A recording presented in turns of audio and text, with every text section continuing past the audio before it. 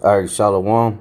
First and foremost, I want to give all praises, glory, and honor to Yahweh, Ba'ashem, Yahweh Shai, Ba'ashem, Ruach Kwadash. Double honors to the elder apostles of Great Millstone. Salutation and much love to you, Akim, out there pushing out this word in truth and sincerity. And this is going to be a quick video, on this whole ordeal that's going on in America. Hey, why it's falling apart, why it's divided, why there's civil unrest, okay, why people are breaking the statues and the monuments, all right, of the old slave owners, so to say. Well, it's because how this land was established, and we're going to read out of the Bible biblically what is to happen to this place because of the way it was established, okay, because we know through history, secular history, all right, that the so-called white man, the self-proclaimed white man, which is Esau, Edom, according to the Bible, came here to the Americas. He raped, robbed, and murdered the indigenous people of the islands in North, Central, and South America, and then he brought the so-called Negroes over here on hardcore bondage on slave ships, and committed nothing but heinous crimes, all right, horrendous acts.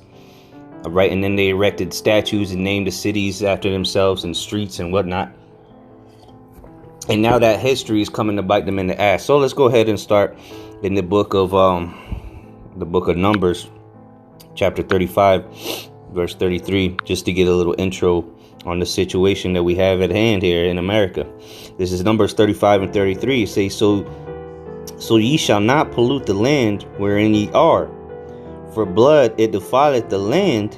So the blood defiles the land once it be shed on there. And how much blood of the so-called Negroes, Latinos, and Native Americans have been shed on this side of the world? Really, the whole world, but most specifically in America.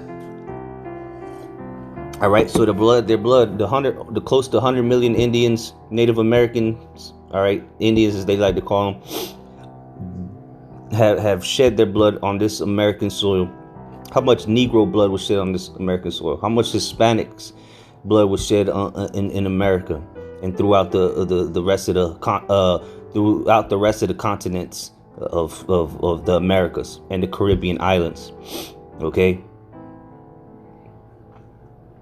It says, for blood it defied the land, and the land cannot be cleansed of the blood that is shed therein, but by the blood of him that shed it. So the one that shed all that blood, Esau, Edom, the so-called white man, his blood has to be shed so this land can be cleansed.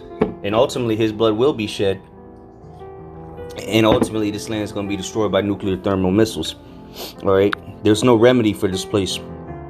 Okay. So let's go to Nahum chapter 3, verse 1. It says, Woe to the bloody city. It is full of lies and robbery. The prey departs not. So the woe to this is America's the bloody city, because look at how it was established. All right. Through bloodshed. All right. Through deceit. All right. They lied. All right. They did nothing but atrocious acts to the peaceful people that were already here. Because that's the prey. The Israel is the prey, and the prey depart not, because we're still here. We are yet this day in our captivity to the hand of our oppressors. The one that put us into slavery over 500 years ago, all right, came here and robbed our lands and did all those horrible acts unto us. They're still here. They're still ruling over us. They didn't change. All right. So they got to pay for establishing this place through blood. All right. I'll keep reading. It says, the noise of a whip and the noise of the rattling of the wheels and of the prancing horses and of the jumping chariots. The horseman lifteth up both the bright sword and the glittering spear, and there is a multitude of slain and a great number of carcasses, and there is none end of their corpse. They stumble upon their corpses. That's this spiritually has happened. That physically happened, and it's going to happen again in these last days. Okay. Verse 4, because of the multitude of the whoredoms of the well-favored harlot, which is America, or pursuant to Revelation chapter 17, the mother of harlots. Okay. It says, the mistress of witchcrafts, that selleth nations through her whoredoms and families through her witchcraft. So that was not the so-called Negro, Latinos, and Native Americans sold on auction blocks, traded. It's called the transatlantic slave trade. All right, the first people to actually go on the slave ships were the so-called Latinos when Christopher Columbus, or Cristobal Colon, came, and when he went on his first voyage and then came back to Spain. All right, he came back with slaves. All right, so-called Latinos. And then the rest is history. All right, and what does the scripture say about that?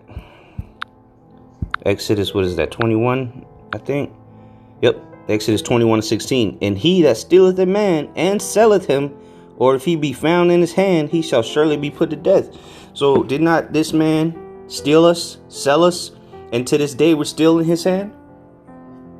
When the Lord returns, we're still going to be in the oppressor's hand. So what is the punishment? Death. All right, death to you Edomites, and destruction unto your bloody cities. All right, so let's go back to Nahum 3:5. It says, behold, I am against thee, saith the Lord of hosts, and I will discover thy skirts upon thy face, and I will show the nations thy nakedness, and the kingdoms thy shame. So that's why everybody's coming up against Esau. Everybody's waking up to Esau's nonsense. Everybody wants him out of here. Everybody's protesting against protesting for Black Lives Matter globally, which ultimately we know this is an agenda. All right, Esau's agenda, but nonetheless, it's actually stirring up the minds of the people, and they're seeing the devil that you are. All right, that's why people are even your own people. Like this in the book was Sirach. It says, or Ecclesiasticus, it says that they shall complain of an ungodly father. Well, those statues you're breaking down, right, of Christopher Columbus and General Lee and so on and so forth, those are your ungodly fathers, and you have to pay for their crimes pursuant to Isaiah 14:21. Okay, but let's keep going on this topic. Let's go to Habakkuk now, chapter 2, verse 12.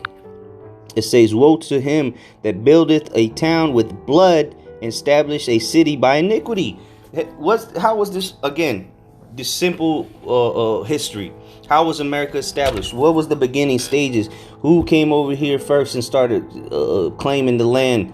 All right, naming the land after them, killing the people that. How can you discover something that's already been established, that has already been found? Okay, that's like me robbing. I'm gonna pickpocket you.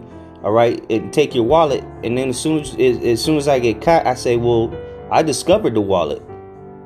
No, nigga, you stole it. Okay. So again, Habakkuk 2:12. Woe to him that buildeth a town with blood. Woe means destruction. All right, with blood, and establish a city by iniquity. How was the city established? By iniquity, slavery. Okay. This America was built on the backs of so-called Negroes, Latinos, and Native Americans, and it's continued to be built up by our people, just like ancient Egypt was. All right, so shall it be in the spiritual Egypt. Off of our wages, or off of our blood, sweat, and tears, you build up America, and they talking about reparations. That's a joke. All this free labor you got, all right, all the gold we had to mine for you. All the resources that we had to pick for you when Christopher Columbus came over here, you ain't take none of that into consideration. You just a devil, and that's why your land and the people, all right, the Edomites are gonna be destroyed, all right, and they're going into slavery. All right, so let's go to Jeremiah. Go to Jeremiah chapter 22 and verse 13. It says, Woe unto him that buildeth his house by unrighteousness, and his chambers by wrong. So how was, those big houses, all right, the master house, the plantation homes, even the skyscrapers that our people be building, Issachar and Judah and all them, they be building them expensive ass apartment buildings and skyscrapers. But what? Going back to the slavery times and all the things we had to build up for you, that was built by unrighteousness, man, because you would whoop us, you would beat us, you would starve us, okay, just to get your house built, It says that useth his neighbor's service without wages, and giveth him not for his work. That is called slavery, man. That's called unrighteousness, man. You used our service and didn't pay us. Okay? That's why America's in shambles. That's why America's about to be destroyed, man. That's why the Lord is destroying this bloody city and them that build their house in unrighteousness, man. Through free labor. They build a whole country, the whole kingdom on free labor, man. To this day, what you getting paid is not money. That's not wages. A piece of paper that says debt note is not wages, okay? Invisible money at the bank is not wages. Wages would be resources, gold, silver, a cow, a sheep, a goat. That would be wages. You get paid and you actually get something, not paper money. That's a slap to the face. That's why this place is going to be destroyed. Okay? Plain and simple. So a couple more precepts here and then we'll close out. So let's go to Sirach chapter 10 and 8. It says, because of unrighteous dealings, didn't we just read in Jeremiah 22 that what did it say? Unrighteous, let's go to it. Jeremiah 22:13. It said, woe unto him that buildeth his house by unrighteousness. Okay? So America was built by unrighteousness, right?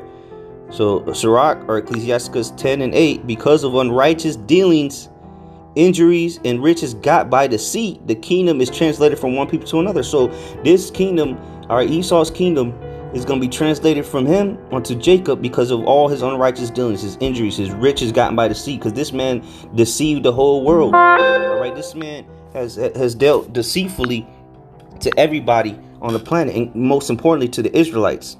All right, his injuries, he's gone around and he tried to commit genocide on the Israelites, man, the true Israelites, the people of Yahweh Shem Yahushai, the true biblical Israelites, the so-called Negroes, Latinos, and Native Americans.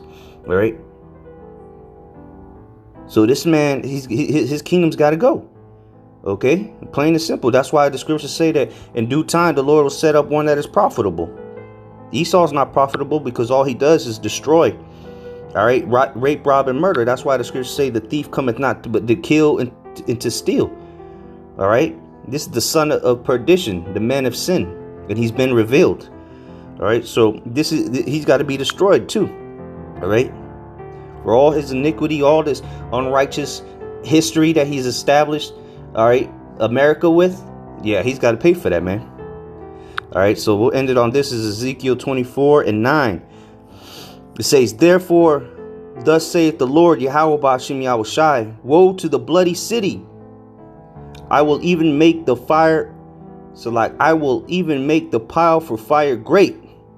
Heap on wood, kindle the fire, consume the flesh, and spice it well, and let the bones be burned. So the Lord's going to destroy this place, man. The bloody city, aka America, is going to be burnt from coast to coast, sea to shining sea, north, south, east, and west. All right, every square mile of this bitch is going to be burned up because the Lord says so. All right, woe to the bloody city. All right, Mawat Balls.